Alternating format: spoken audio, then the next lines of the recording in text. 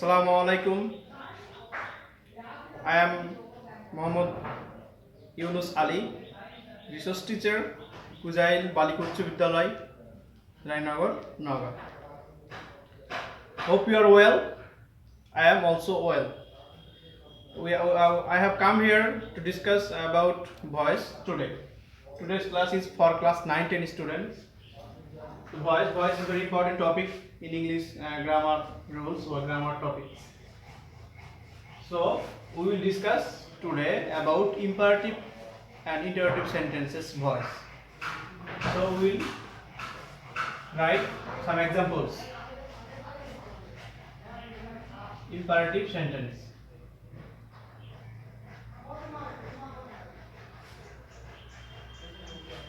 Imperative sentence.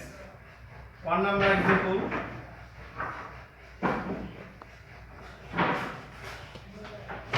Change the voice. এটা হচ্ছে আমাদের ইম্পারেটিভ সেন্টেন্স। আমরা কিভাবে বুঝবো আমাদের মেইন ভার্ব দিয়ে শুরু হয়েছে, তাহলে আমাদের এটা ইম্পারেটিভ সেন্টেন্স। তাহলে আমরা দেখতে পাচ্ছি, তাহলে আমরা যদি প্রথমে ইম্পারেটিভ সেন্টেন্সকে ভয়েস করার জন্য আমাদের এটা কি ভয়েস? Active voice. এটা কি voice? Active voice. Change the voice. তাহলে আমাদের প্রথম ইম্পারেটিভ সেন্টেন্সকে ভয়েস করার প্রথম নিয়ম হচ্ছে, প্রথমে আমাদের কি নিব? লেট নিব। প্রথমে কি নিব? লেট নিব। তারপর দেখা যাচ্ছে যে অবজেক্ট নিব। অবজেক্ট আমাদের কি? দা ভয়েস হচ্ছে আমাদের object. Let the voice, let the voice. তারপর আমাদের বি নিতে হবে। বি আমাদের নেওয়া লাগবে formula. Let the voice be. আমাদের যে মেইন ভার্ব থাকবে, মেইন ভার্বের পাস্ট পার্টিসিপল ফর্ম করা লাগবে। Let the voice be changed. আমরা দুই নম্বর উদাহরণ যদি দেখতে যাই ইম্পারেটিভ সেন্টেন্সের, আমরা আরেকটা উদাহরণ দেখি। ক্লোজ দা উইন্ডো। ক্লোজ দা উইন্ডো, এটাও ইম্পারেটিভ সেন্টেন্স। আমরা মেইন ভার্ব দিয়ে শুরু হয়েছে, দেখতে পাচ্ছি ইম্পারেটিভ সেন্টেন্স। তাহলে প্রথমে কি করতে হবে? লেট নিব। Let the window, let the window. তারপর আমরা কি দিব? বি দিব। Let the window be close. আচ্ছা, এরপর যদি আমাদের এটা আমাদের অ্যাফারমেটিভ, ইম্পারেটিভের অ্যাফারমেটিভ, কিন্তু আমাদের যদি নেগেটিভ যদি থাকে, ডু নট দিয়ে যদি শুরু হয়, তাহলে আমরা কিভাবে করব? তাহলে একটা উদাহরণ দেখি। Do not write the letter. Do not write the letter. তাহলে আমরা দেখতে পাচ্ছি প্রথমে কি আছে? আমাদের ডু নট আছে। তাহলে আমরা কি করব? এটাকে প্যাসিভ ভয়েস করব। সব আমরা প্যাসিভ ভয়েস করছি। এটাও প্যাসিভ ভয়েস করেছি, এটা প্যাসিভ ভয়েস করেছি। তাহলে আমাদের কি আছে? আমাদের নিয়ম একই। এটা ইম্পারেটিভ সেন্টেন্স। আমাদের প্রথমে শুধু কি আছে? নেগেটিভ ওয়ার্ড আছে, ডু নট ইউজ করা আছে। তাহলে আমরা কি করব? ডু নট এর জায়গায় প্রথমে দিব লেট নট। প্রথমে কি দিব? লেট নট দিব। ডু নট টাইপ কি দিব? আমরা লেট নট দিব। লেট নট দেওয়ার পরে কি দিব? আমাদের অবজেক্ট যা আছে, অবজেক্ট কি আছে? আমাদের দা লেটার।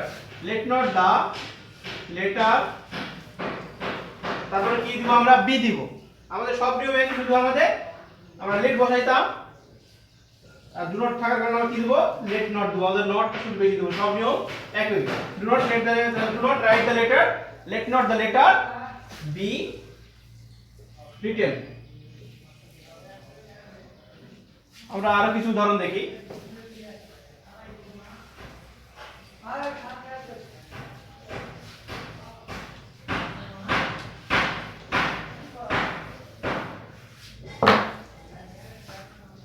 আরো যদি উদাহরণ দেখতে যাই, তাহলে দেখা যাচ্ছে আমাদের উদাহরণ হচ্ছে 4 number.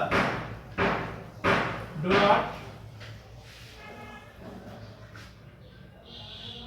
Tell a lie.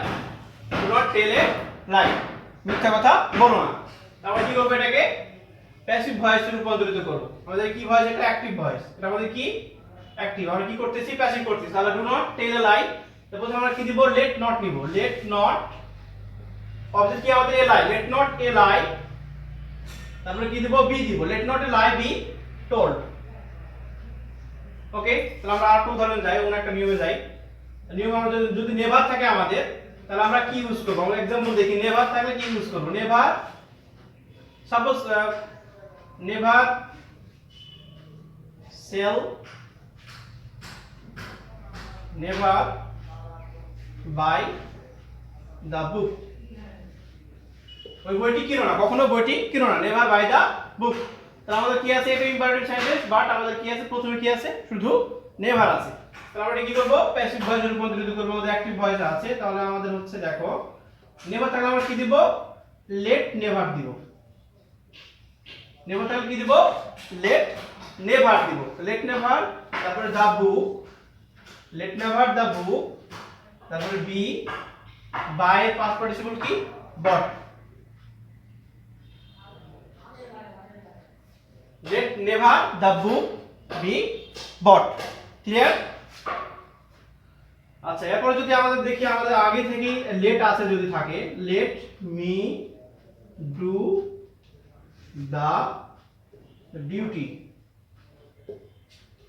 Late me do the duty অথবা let me do the work আমরা দিতে পারি let me do the work তাহলে আমাদের কি আছে এখানে প্রথমে আগে থেকে লেট আছে লেট যদি আমাদের থাকে প্রথমে আগে থেকে তাহলে আমরা প্রথমে কি বসাবো লেট বসাবো এটা আমরা কি করতেছি প্যাসিভ ভয়েস করতেছি লেট আছে let me do the work আমাকে কাজটি করতে দাও বা আমাকে কাজটি করতে দেন লেট থাকলে আমাদের প্রথমে লেট বসাবো আমরা লেট তারপর দেব object let the work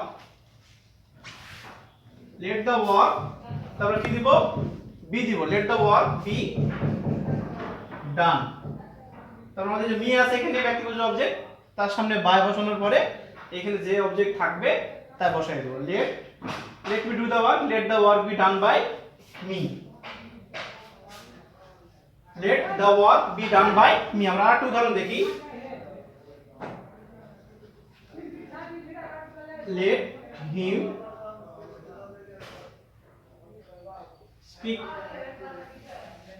the truth let him speak the truth তাকে সত্য কথা বলতে দাও এবার কি করব প্যাসিভ ভয়েস রূপান্তরিত করব তাহলে দেখা যাচ্ছে আমাদের প্রথমে লেট দিয়ে শুরু হয়েছে আমরা প্রথমে কি দেব তারপরে কি প্রথমে কি দেব লেট দিব তাহলে প্রথমে লেট দিলাম লেট তারপর অবজেক্ট লেট দাও ট্রুথ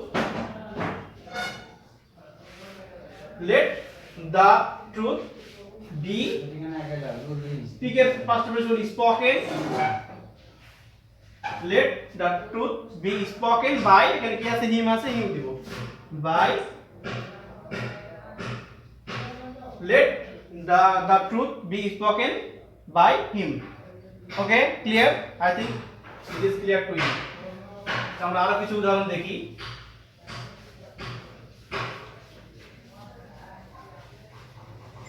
এটা নিয়ম হচ্ছে যদি আমাদের ইম্পারেটিভ সেন্টেন্সে মূল ভার্বের পরে ব্যক্তিবাচক অবজেক্ট থাকে যদি আমাদের ইম্পারেটিভ সেন্টেন্সে মূল ভার্বের পরে কি থাকে ব্যক্তিবাচক অবজেক্ট থাকে তাহলে আমরা এই নিয়মে সমাধান করব যেমন by me a pen by me a pen এখানে দেখো আমরা প্রথমে উদাহরণ কি দিয়েছিলাম change the voice main verb ছিল এখানেও মেন ভার্ব আছে কিন্তু ওখানে আমাদের ব্যক্তিবাচক অবজেক্ট ছিল না কিন্তু আমাদের এখানে ব্যক্তিবাচক অবজেক্ট আছে মি হচ্ছে আমাদের ব্যক্তিবাচক অবজেক্ট তাহলে বাই মি এ পেন আমাকে একটি কলম কিনে দাও তাহলে আমরা কি আছে আমার ব্যক্তিবাচক মেইন ভার্ব দিয়ে শুরু হয়েছে বাট আমাদের কি আছে ব্যক্তিবাচক অবজেক্ট আছে এরকম যদি অবজেক্ট নিয়ম থাকে তাহলে আমরা এভাবে করব প্যাসিভ ভয়েস যেটা হচ্ছে তাহলে আমাদের বাই মি এ পেন তারপর আমরা কি নিব লেট নিব লেট নেওয়াই লাগবে আমাদের লেট তারপর অবজেক্ট নিব লেট এ পেন তারপরে be by first person but let a pen be but এই যে আমাদের ব্যক্তিগত অবজেক্ট আছে এখানে আমরা কি নিব ফর নিব কি নিব form let a pen be bought form যা থাকবে ব্যক্তিগত অবজেক্ট তাই বসতে হবে ফরের পরে তাহলে আমাদের নিয়ম কি হলো প্রথমে ব্যক্তিগত মেইন ভার্ব দিয়ে যদি কোনো বাক্য শুরু হয় ইম্পারেটিভ সেন্টেন্স তারপরে যদি ব্যক্তিগত অবজেক্ট থাকে তাহলে আমরা এই নিয়মে করব প্রথমে কি নিব প্রথমে লেট নিব তারপর অবজেক্ট নিব তারপরে বি মেইন ভার্বের V3 তারপরে ফর তারপরে ব্যক্তিগত অবজেক্ট ফরটা এখানে অতিরিক্ত ভাবে দেওয়া হয়েছে এটা মনে রাখতে হবে আর আরেকটা উদাহরণ দেখি pluck her a flower pluck her a flower তাকে একটি কি কিনে দাও ফুল কি করে দাও ফুল তুলে দাও বা ছিঁড়ে দাও তাহলে আমরা কি করব এটাকে প্যাসিভ ভয়েসে করব যে আমাদের একই নিয়ম মূল ভার্ব দিয়ে শুরু হয়েছে বাট ব্যক্তিবাচক অবজেক্ট আছে তাহলে আমাদের কি করব প্রথমে লেট নিব লেট তারপর a flower let a flower তারপর কি নিব বি নিব let a flower be plucked for her. Let a flower be plucked for her. আমি মনে করি তোমাদের কাছে এটা ক্লিয়ার হয়েছে। আবার বলতেছি, ইম্পারেটিভ টেন্স যদি মেইন ভার্ব দিয়ে শুরু হয়, তারপরে যদি ব্যক্তিবাচক অবজেক্ট থাকে, তাহলে আমরা এই নিয়মে করব। শুধু আমাদের কি অতিরিক্ত কি যোগ করতে হবে? ফর যোগ করতে হবে। এটা আমাদের মনে রাখতে হবে। তো let a flower be plucked for her. আরো কিছু উদাহরণ দেখি।